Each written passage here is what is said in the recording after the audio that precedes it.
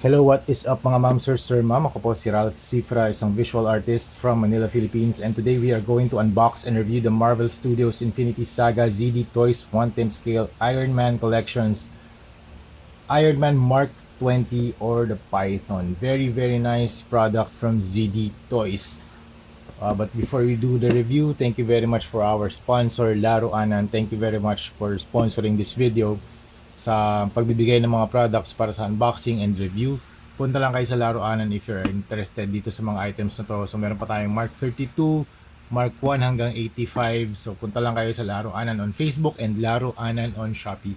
Laro Anan, okay? Thank you very much mga ma'am, sir. Thank you Laro Anan again for this very cool action figure. So let's start with the packaging. Packaging nito ay cardboard box, cardboard rectangular box with a magnetic flap dito sa right side. You have the shot of the action figure, tech pattern or tech circuits on the background, Mark 20, Marvel Studios Iron Man 3, Roman numeral 20. Disney sticker, this means that your product is original and authentic, hindi siya fake, hindi siya KO, hindi siya bootleg. Ang ibig sabihin ng ZD Toys ay Zongdong Toys. You have the front and back shot of the action figure, some dynamic poses, product information, QR code, barcode. And dito naman sa kabilang side, Marvel Studios Iron Man 3. You have the magnetic flap. Tapos pag binuksan mo yan sa first tray, nandito yung action figure. Sa second tray naman, nandun yung mga accessories. Alright, this is Iron Man Mark 20 or the Python na armor. Very, very cool action figure. Shake test muna natin. This is 1/10 scale mga momsir or 7 inches tall. Okay, meron siya mga flaps sa likod. Ang color palette niya ay hindi siya black gunmetal siya. So if you want this to be on a darker tone, I think ganda ng paint job talaga ni ZD Toys. I expect this to be more of a black tone or a darker gunmetal tone, pero they opted to use a lighter version ng gunmetal. If you want to customize this, I think ito gagawin natin to mga darker. Pero other than that, this is very cool. Color palette niya, gunmetal and gold.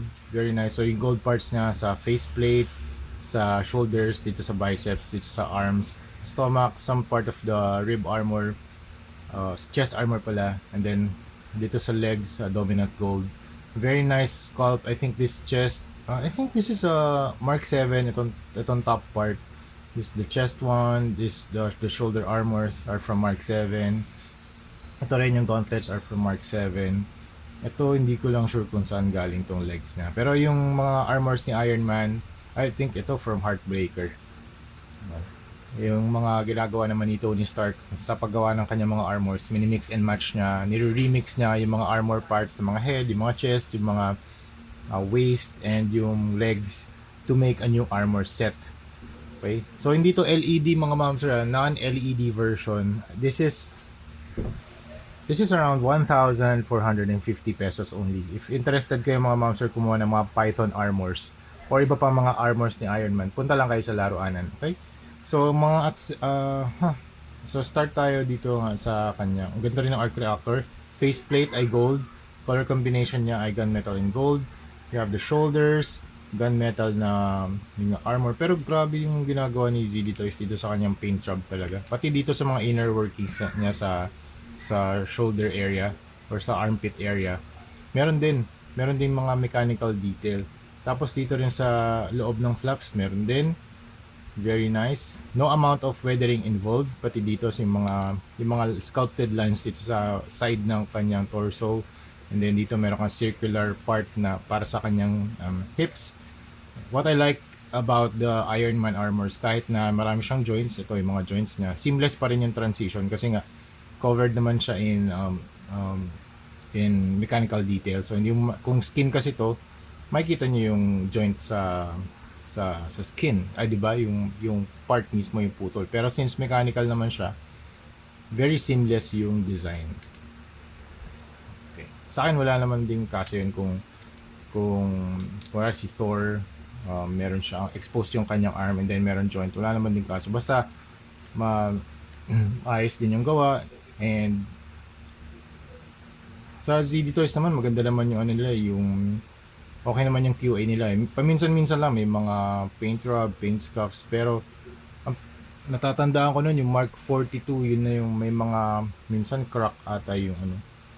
Pero crack yung mga yung joints. Pero binago na nila yun, nagkaroon na sila ng version 2.0. Kasi marami ring nagrereklamo about that dati. Pero ngayon, lahat ng nilalabas nila maganda na. Top tier quality na talaga. Maganda na yung QA nila. Natuto na rin sila sa kanilang mga mistakes. I think yun lang yung naging problem ko sa ZD Toys dati. But now, lahat ng armors na dumarating, it's very cool, top tier, quality assurance and quality checking. No, ayan, may mga konting ganyan lang, yung mga paint job, pero maliliit lang yan compared dun sa joint, di ba? Minsan yung Mark 42 kasi dati nagbigay pa sila ng basta maraming issue yung 42 dati. Joint kasi yung may tama dun eh. Pero dito very good naman lahat. Wala na akong iba na encounter na ganung problem. Okay. So yun mga ma'am sir, articulation wise, ganda talaga ng ano, gawa ni ZD Toys dito. Articulation wise, head can look up, down, 360. Tapos yung kanyang shoulders can move out and meron din siyang butterfly movement. Ito, yan, you can also extend pala, extension. Tapos up. Maganda to, medyo tight. Yan yung ginagamit nilang joint na technology. Translucent itong part na to. Ingat lang kayo dito mga ma'am sir, huwag masyadong mabilis huwag kayo masyadong mag-extend or mag-exert ng force kasi since everything is plastic, baka masira eh. Okay? Tapos double jointed yung elbow and then ball joint yung kamay. You can also extend the torso. Medyo may konting gap lang.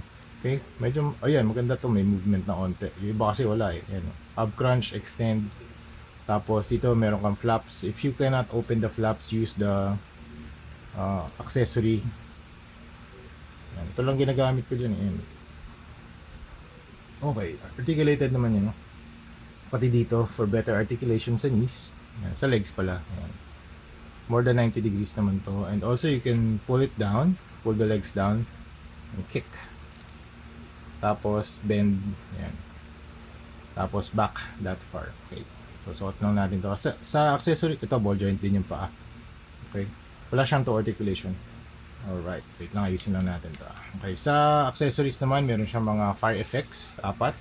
And then you also have extra hands na relaxed, closed fists, and open palms. Very nice yung kanilang ginagawa rito since Iron Man armor kasi yung hands niya. Pati yung mga gaps between the fingers, itong part na to, meron din paint. That's very nice. And then hexagonal base, and then you have the pole. Tapos it comes with 3 parts, so you have the base attachment and the pole. Tapos spring loaded naman to, so you can hold the Iron Man figure if you want for dynamic poses. Alright, again, thank you very much Laruanan. This costs around 1,450 pesos only. If you're interested, punta lang kayo sa Laruanan on Facebook and Shopee. Alright, so yun lang mga ma'am sir, yun ang ating review ng Iron Man Mark 20 Python na armor. Stay sana dito kung makakabuo tayo ng ZD Toys Hall of Armor. Actually, in the near future, bibili tayo niyan. Ibubuo tayo ng ZD Toys na collection. Okay? So that's it. Thank you very much for watching and see you sa next video. Bye-bye!